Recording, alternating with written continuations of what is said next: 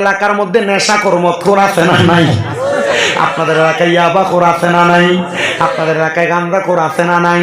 ও মুসলমান, আল্লাহর নবী কয় এই নেশা দ্বারা করে নাই, নেশা দ্বারা করে নাই, তাদেরকে আমার আল্লাহ সারাবান তহুরা পবিত্র পানি পান করাইব। ওই পানির খবর একমাত্র আমার আল্লাহ এবং তার রাসূল জানে। এবার আপনারা বলেন, আমরা সবাই ওই সারাবান তহুরা পবিত্র পানি পান করতে চাই কি চাই না? ওই সারাবান তহুরা পান করানো হবে। আল্লাহর নবী রাহমাতুল লিল আলামিন নবী আমার বলে, দুনিয়ার উম্মতের দলেরা শুনে নাও, শুনে নাও, শুনে নাও। এবার সারাবান তাহুরা যখন তোমাকে পান করানো হবে, ওই সারাবান তাহুরা তোমারে পান করানোর পরে এবার 3 নাম্বার একটা পানির নাম হইল জান্নাতি মধু।